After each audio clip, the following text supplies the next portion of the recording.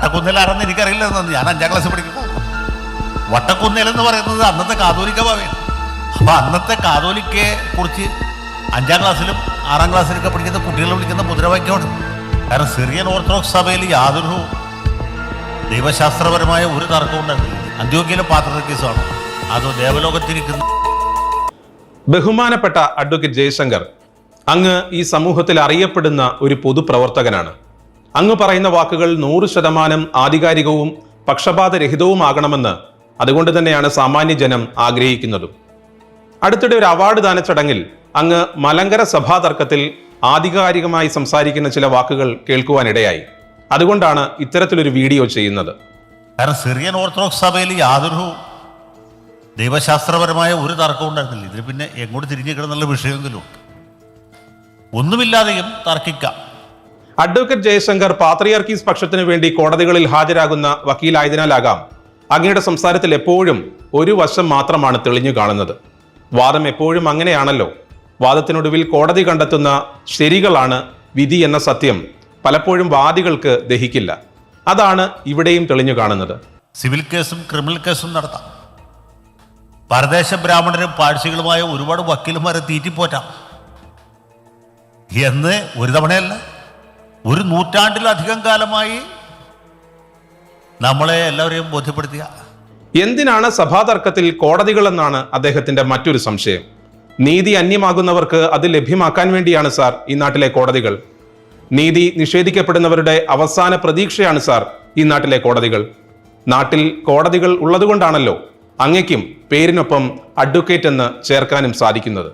ഒരു കാര്യമില്ലാത്ത കാര്യം, അന്ത്യോക്യയിലെ പാത്രിയർക്കീസാണോ അതോ ദേവലോകത്തിരിക്കുന്ന കൂടുതൽ കേമൻ എന്ന വിഷയത്തെക്കുറിച്ചാണ് തർക്കം. മലങ്കര സഭാ തർക്കത്തെ ആരാണ് കേമൻ എന്ന് സ്ഥാപിക്കാനുള്ള ഒരു തർക്കമായി അങ്ങേപ്പോലൊരാൾ വ്യാഖ്യാനിക്കുന്നതിൽ ഒട്ടും അത്ഭുതം തോന്നുന്നതേയില്ല. കാരണം അങ്ങ് പാത്രിയർക്കീസ് വിഭാഗത്തിന്റെ വക്കീലാണല്ലോ. ബഹുമാനപ്പെട്ട സാർ, മലങ്കര സഭാ തർക്കം ഭാരതസഭയിൽ അധികാരം സ്ഥാപിക്കാൻ ശ്രമിക്കുന്ന വൈദേശിക ആധിപത്യത്തിനെതിരെയുള്ള മാർത്തോമൻ നസ്രാണികളുടെ ചെറുത്തുനിൽപ്പാണ്. മാർത്തോമാ സ്ലീഹായാൽ സ്ഥാപിതമായ ഭാരതസഭയുടെ സ്വയം ശീർഷകത്വവും സ്വത്വവും സംരക്ഷിക്കുന്നതിനു വേണ്ടിയുള്ള നിയമ വഴിയാണ്.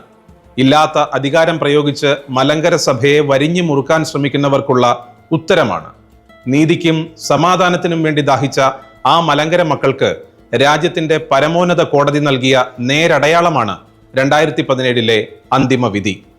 വൈദേശിക ആധിപത്യത്തിനെതിരെ അഹിംസാ മന്ത്രത്തിലൂടെ മഹാത്മാവ് സ്വാതന്ത്ര്യം നേടിയെങ്കിൽ ഇവിടെ തദ്ദേശീയമായ ഒരു സഭ നിയമത്തിന്റെയും സമാധാനത്തിന്റെയും പാതയിലൂടെ വൈദേശിക നുകത്തിൽ നിന്ന് സമാധാനത്തിന്റെയും സ്വാതന്ത്ര്യത്തിന്റെയും പാത സ്വീകരിക്കുകയാണ്. രാജ്യവും രാജ്യത്തിന്റെ നിയമവും ഭരണഘടനയോടുള്ള കൂറും കൈവിടാതെ എന്നും സൂക്ഷിക്കുന്നവരാണ് മലങ്കര സഭാ മക്കൾ. ഇങ്ങനെയൊക്കെയാണെങ്കിലും വസ്തുതാപരമായ ഒരു കാര്യം അങ്ങ് പറഞ്ഞു. ഒരുപക്ഷെ കുട്ടിക്കാലത്ത് നിഷ്കളങ്ക ബാല്യത്തിൽ നേരിൽ കണ്ട കാര്യമായതിനാലാകാം അക്കാര്യം ഒരു സാക്ഷ്യം പോലെ തുറന്നു പറഞ്ഞത്. അതൊന്ന് കേൾക്കാം. ഇവരുടെ മാനേജ്മെന്റിലുള്ള ഒരു സ്കൂളിൽ പഠിച്ചു. ഞങ്ങൾ സ്കൂളിൽ പഠിക്കുന്ന കാലത്ത് അവിടുത്തെ വലിയ വലിയ മുദ്രാവാക്യങ്ങൾ ഇങ്ങനെയൊക്കെ. വട്ടക്കുന്നേൽ കുട്ടച്ച ഒരു മുദ്രാവാക്യമാണ്. വട്ടക്കുന്നേൽ ആരെന്ന് എനിക്കറിയില്ല. ഞാൻ 5ാം ക്ലാസ്സിൽ പഠിക്കുന്ന കാലത്ത് വട്ടക്കുന്നേൽ എന്ന് പറയുന്നത് അന്നത്തെ കാതോലിക്ക ഭാവയാണ്. അപ്പൊ അന്നത്തെ കാതോലിക്കയെ കുറിച്ച് 5ാം ക്ലാസ്സിലും 6ാം ക്ലാസ്സിലൊക്കെ പഠിക്കുന്ന കുട്ടികളെ വിളിക്കുന്ന മുദ്രാവാക്യമാണ്. കൊച്ചു കുട്ടികളുടെ മനസ്സിൽ പോലും വിദ്വേഷം കുത്തി നിറച്ച് ഇങ്ങനെ പറയിപ്പിച്ചത് അങ്ങ് വക്കാലത്തെടുത്ത പക്ഷത്തിന്റെ ആളുകളാണ് സാർ.